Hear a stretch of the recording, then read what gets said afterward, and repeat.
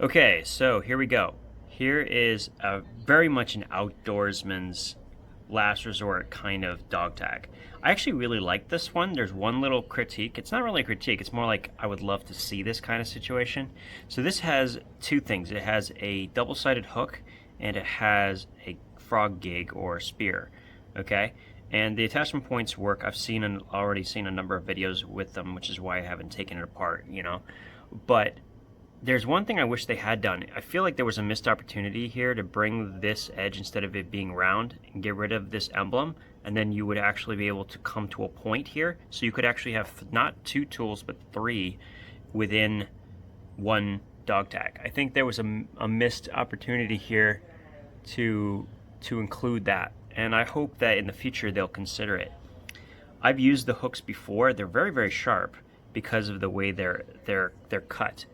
And yeah, very strong. I mean, what else is there to say? I mean, we could test it out if everyone wanted, but I think you can check out other videos. You'll see that these actually do work. They are last resort tools, but they are pretty awesome.